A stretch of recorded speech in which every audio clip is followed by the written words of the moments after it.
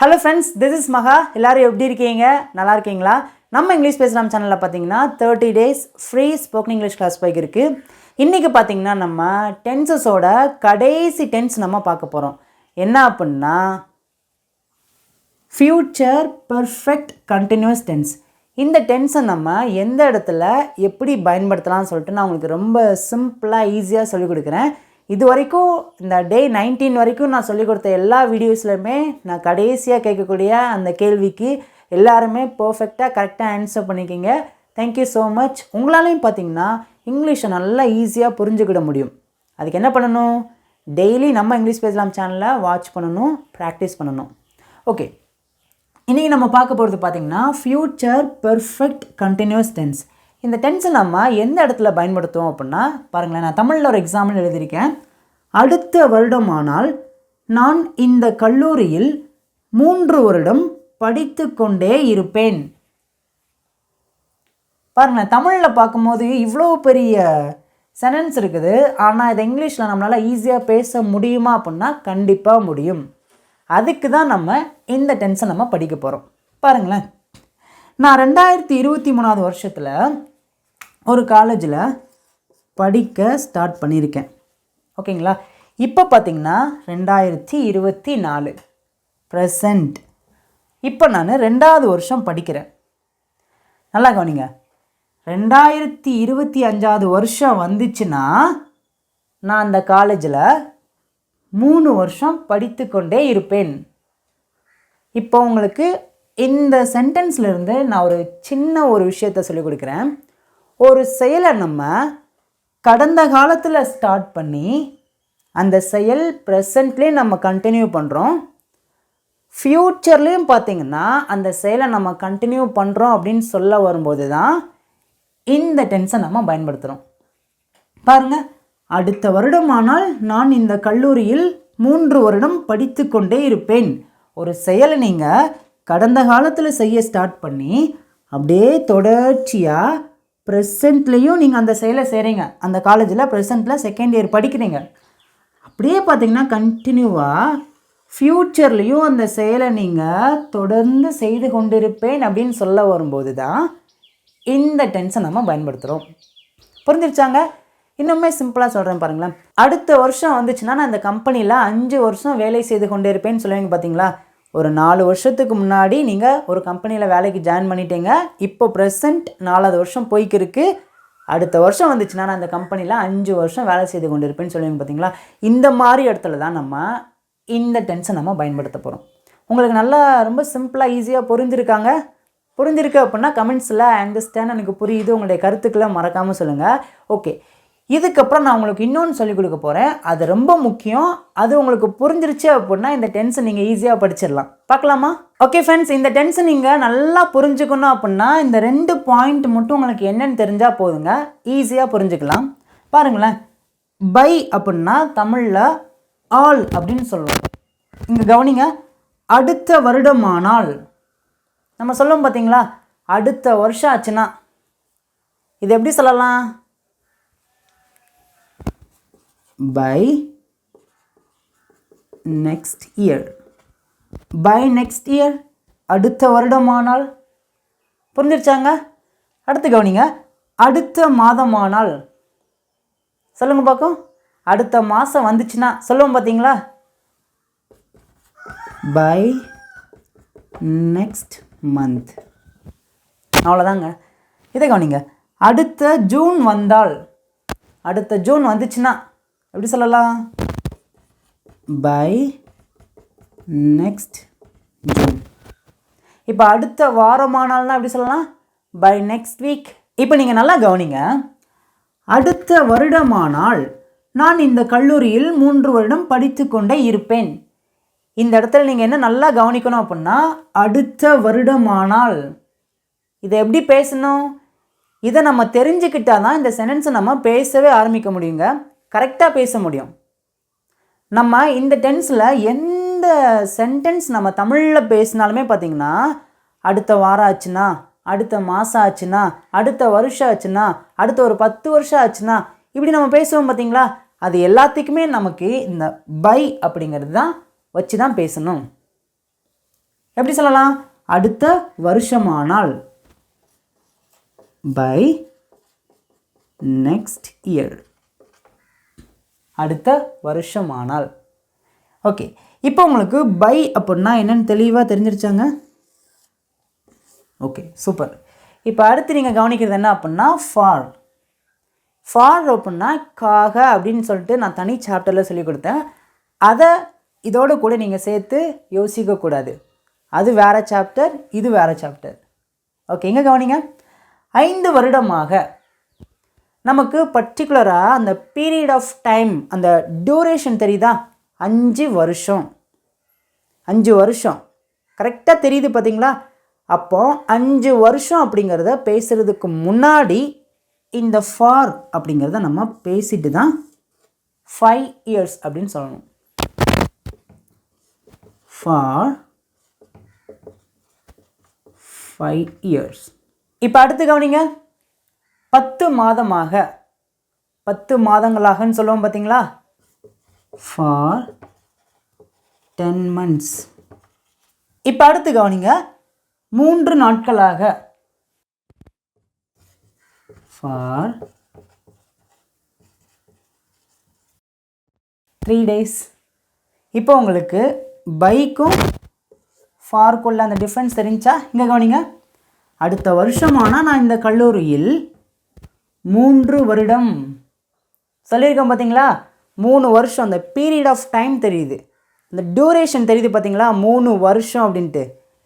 இந்த இடத்துல தான் நம்ம ஃபார் 3 years அப்படின்னு பேசணும். இப்போ உங்களுக்கு அடுத்த வருடமாக அப்படிங்கிறதுக்கு இங்கிலீஷில் எப்படி பேசணும்னு தெரிஞ்சிருச்சு. 3 வருடம் அப்படிங்கிறது நமக்கு இங்கிலீஷில் எப்படி பேசணும்னு தெரிஞ்சிருச்சு. இதுக்கப்புறம் பார்த்தீங்கன்னா சப்ஜெக்ட் என்ன, வேர்ப் என்ன, இதெல்லாம் நம்ம ஈஸியாக தெரிஞ்சுக்கிட்டோம் அப்படின்னா இவ்வளோ பெரிய தமிழ் சென்டென்ஸாக நம்மளால் ரொம்ப சிம்பிளாக ஈஸியாக பேச முடியுங்க. ஓகே, இப்போ உங்களுக்கு பை, ஃபார் இந்த டென்ஸை எங்கே பயன்படுத்தணும், எப்படி பயன்படுத்தணும், எல்லாமே உங்களுக்கு ரொம்ப சிம்பிளாக ஈஸியாக புரிஞ்சிருச்சா? இப்போ நம்ம என்ன பண்ண போகிறோம் அப்படின்னா நிறைய சென்டென்சஸை நான் உங்களுக்கு சொல்லிக் கொடுக்க போகிறேன்.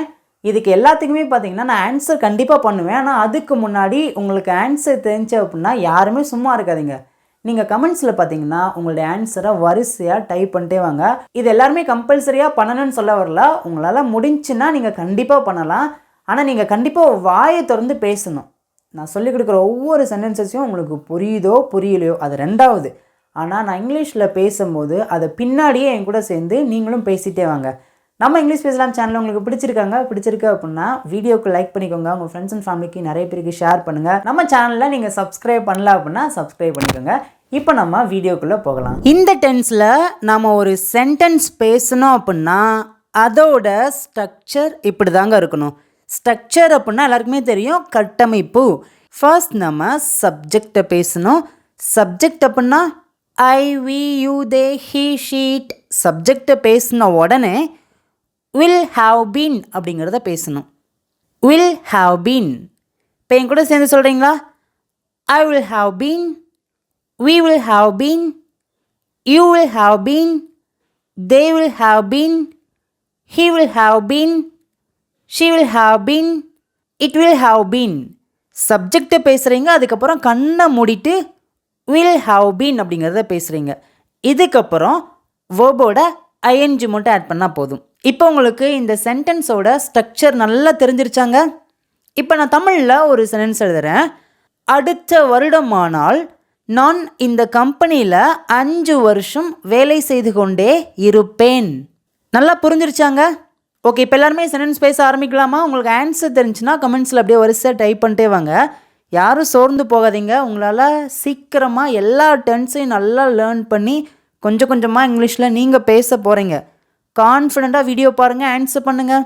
ஃபஸ்ட் நம்ம இந்த டென்ஸில் என்ன பேசணும் அப்படின்னா அடுத்த வருடமானால் அப்படிங்கிறத மென்ஷன் பண்ணியிருக்கோம் பார்த்தீங்களா?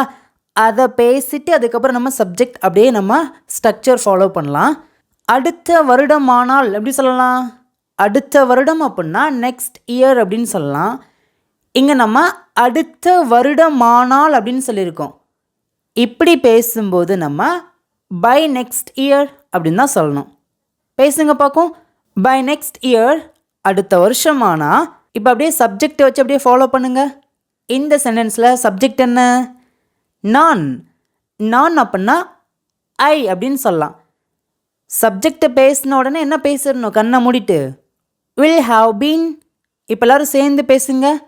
By next year I will have been. இதுக்கப்புறம் இந்த சென்டென்ஸில் என்ன வேர்ப் இருக்குது? வேலை செய்கிறது. வேலை செய்கிறதுக்கு என்ன இங்கிலீஷில் சொல்லுவோம்? ஒர்க். அதோட ஒரு ஐஎன்ஜி ஆட் பண்ணுங்க. ஒர்க்கிங். அகைன் எல்லோரும் ஃபர்ஸ்ட்லேருந்து பேசலாமா? By next year I will have been working.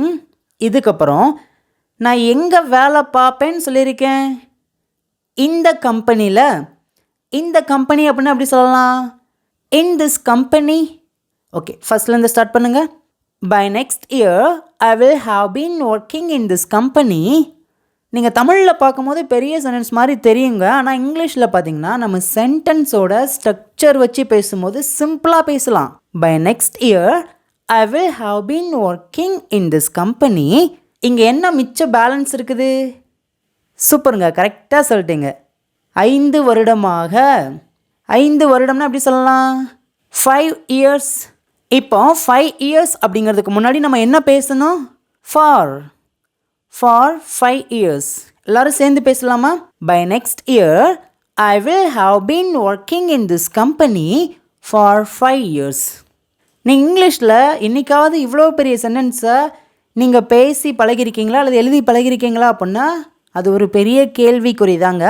நம்ம இங்கிலீஷ் பேசலாம் சேனல் இருக்குது. நீங்கள் எதை குறித்து ஒரி பண்ணாதீங்க. நம்ம ரொம்ப ஃபாஸ்ட்டாக இங்கிலீஷ் கற்றுக்கிட்டு சீக்கிரம் பேசணும் அப்படிங்கிற எண்ணம் நமக்குள்ளே இப்போதைக்கு வேணாம். ஏன்னா எல்லாருமே பிகினர்ஸ் தான். நம்ம பொறுமையாக இந்த மாதிரி சின்ன சின்ன கான்செப்டை புரிஞ்சு படிக்கலாம். இந்த 30 days முடிஞ்சதுக்கப்புறம் நான் உங்களுக்கு நிறைய கிளாஸஸ் எடுக்க போகிறேன். Don't worry about. நான் உங்களுக்கு சீக்கிரமாக இங்கிலீஷில் எல்லாத்தையுமே சொல்லிக் கொடுக்க போகிறேன். இப்போ எல்லோரும் என் கூட சேர்ந்து பேசுகிறீங்களா? By next year I will have been working in this company for 5 years. ஈஸியாக புரிஞ்சிருச்சா? புரிஞ்சிருக்கு அப்படின்னா உங்களுடைய கருத்துக்களை கமெண்ட்ஸில் சொல்லுங்கள். இப்போ இன்னொரு எக்ஸாம்பிள் பார்க்கலாமாங்க. அடுத்த மாதம் ஆச்சுன்னா அவன் 5 மாதம் ஆங்கிலம் கற்றுக்கொண்டே இருப்பான். பேசலாமா? ஃபர்ஸ்ட் என்ன பேசணும்? அடுத்த மாதமானால். எப்படி பேசலாம்? By next month. அடுத்த மாதமானால். இங்கே என்ன சப்ஜெக்ட் இருக்குது? அவன். அவன் அப்படின்னா ஹீ அப்படின்னு சொல்லுவோம். சப்ஜெக்டை பேசின உடனே கண்ணை மூடிட்டு என்ன பேசிடணும்? Will have been. மறந்துடாதீங்க. By next month he will have been. இதுக்கப்புறம் இந்த சென்டென்ஸில் என்ன வேர்ப் இருக்குன்னு பார்க்கணும். இங்கே என்ன வேர்ப் இருக்குது? கற்றுக்கொள்வதுக்கு என்ன இங்கிலீஷில் சொல்லுவோம்? லேர்ன். இந்த லேர்ன் கூட நம்ம ஒரு ஐஎன்ஜி மட்டும் ஆட் பண்ணலாமா? லேர்னிங். எல்லோரும் சேர்ந்து பேசுங்க. By next month he will have been learning. இதுக்கப்புறம் நீங்கள் என்ன பேசணும்? என்ன கற்றுக்கொண்டு இருப்பான்னு சொல்லியிருக்கோம்? இங்கிலீஷ். பேசுங்க, ஃபர்ஸ்ட்லேருந்து பேசுங்க. By next month he will have been learning English. இதுக்கப்புறம் எத்தனை மாதமாக அப்படிங்கிறதுக்கு இங்கே என்ன ஆன்சர் இருக்குது? 5 மாதமாக. 5 மாதமாகனா எப்படி சொல்லலாம்? For 5 months. எல்லோரும் சேர்ந்து பேசலாமா?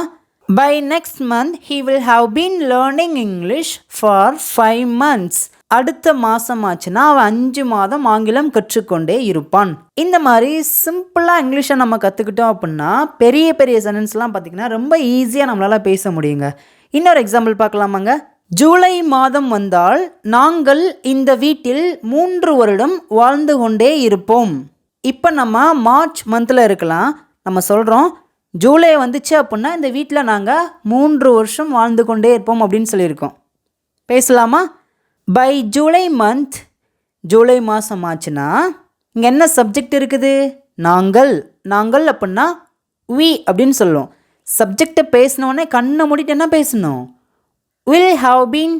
சேர்ந்து பேசுங்க. By July month we will have been. இங்கே என்ன வேர்ப் இருக்குது? வாழ்கிறதுக்கு என்ன இங்கிலீஷில்? லிவ்.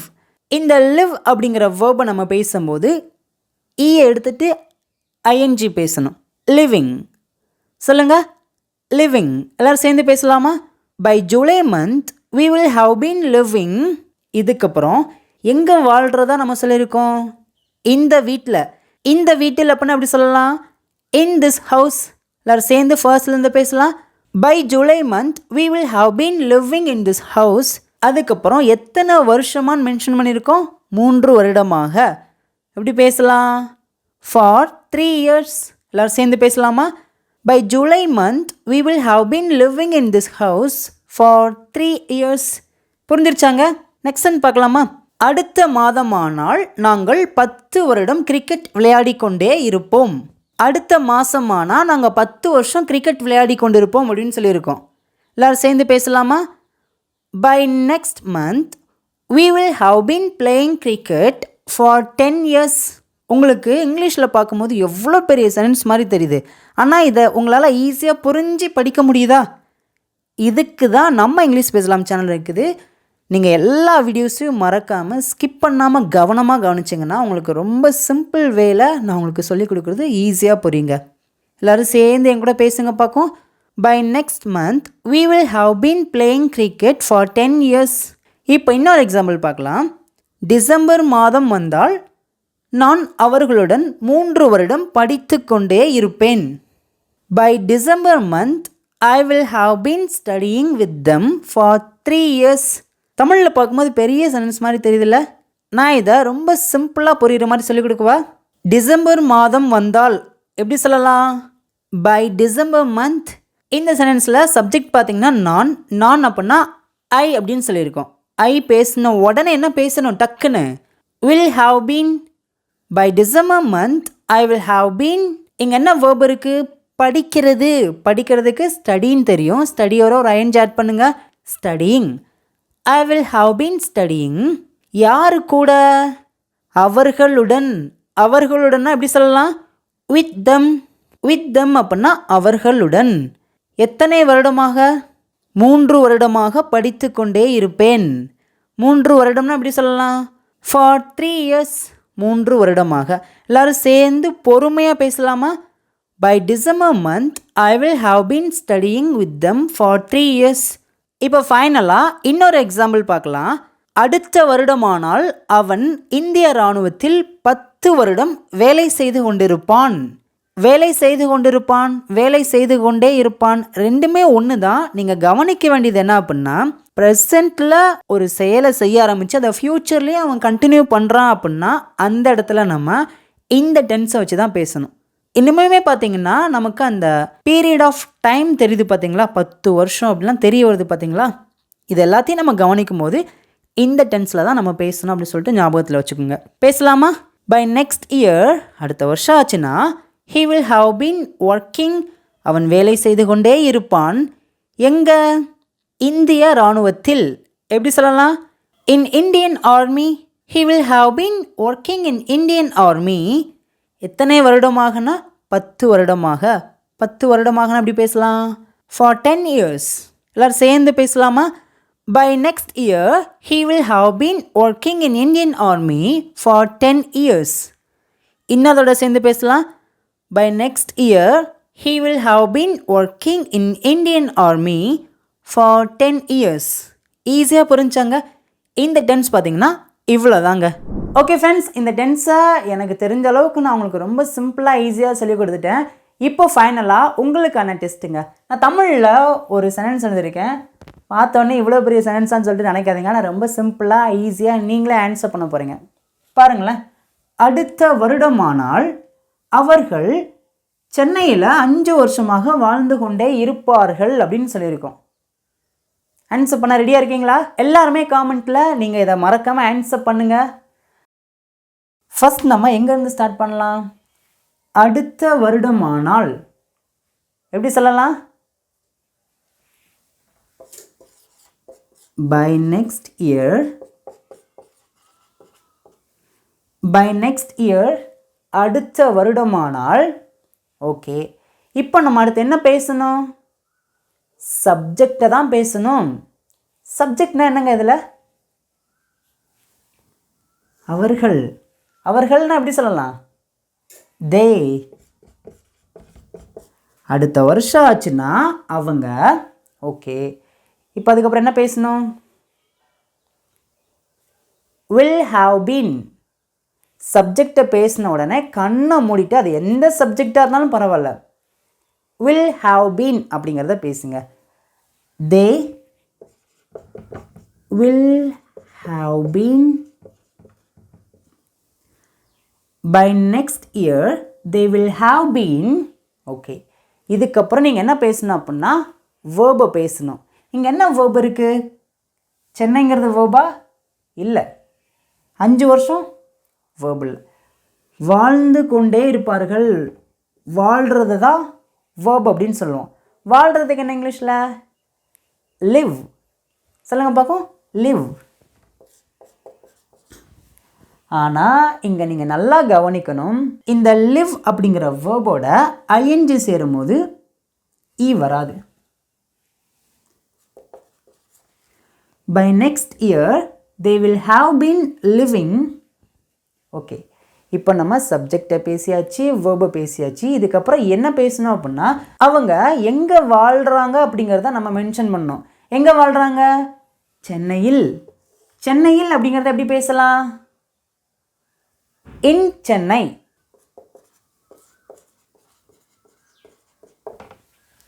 ஓகே, பேசுங்க. By next year they will have been living in Chennai. இதுக்கப்புறம் கடைசி என்ன பேசணும் அப்படின்னா அவங்க எத்தனை வருஷமாக சென்னையில் வாழ்ந்து கொண்டே இருப்பாங்கன்னு சொல்லியிருக்கோன்னா 5 வருடமாக. எப்பயுமே நம்ம இயரையோ மந்த்தையோ டேஸையோ வீக்கையோ நம்ம மென்ஷன் பண்ணும்போது பார்த்திங்கன்னா கடைசியாக மென்ஷன் பண்ணலாம். ஆனால் இந்த ஒரு டென்ஸ்க்கு மட்டும் பார்த்திங்கன்னா அடுத்த வருடமானால் அப்படிங்கிறதுக்கு நம்ம பை நெக்ஸ்ட் இயர் அப்படிங்கிறத நம்ம ஸ்டார்டிங்லேயே போடலாம். ஓகேங்களா? ஓகே, இப்போ எத்தனை வருஷமாக சென்னையில் வாழ்ந்து கொண்டே இருப்பாங்கன்னா 5 வருஷமாக. 5 வருடம்னா எப்படி சொல்லலாம்? 5 இயர்ஸ். 5 வருடங்களாக. ஆனால் இதுக்கு முன்னாடி நம்ம என்ன பயன்படுத்தணும்? சூப்பருங்க, ஃபார். பேசலாமா? For 5 years. எல்லோரும் சேர்ந்து பேசுங்க. நல்லா புரிஞ்சு கற்றுக்கோங்க. எல்லாருமே நல்லா புரிஞ்சு பேசுங்க. ஓகேங்களா? By next year they will have been living in Chennai for 5 years. ஈஸியாக இருக்குதாங்க? இப்போ ஃபைனலாக உங்களுக்கான ஹோம்ஒர்க்குங்க. அடுத்த மாதமானால் அவள் 10 மாதங்களாக ஆங்கிலம் கற்றுக்கொண்டே இருப்பாள். இந்த தமிழ் சென்டென்ஸ்க்கு இங்கிலீஷில் எப்படி பேசலாம்னு சொல்லிட்டு எல்லாருமே காமெண்ட்ஸில் உங்களோட ஆன்சர் பண்ணுங்கள். நாளைக்கு டே 21 உங்களை பார்க்குறேன். தேங்க்யூ.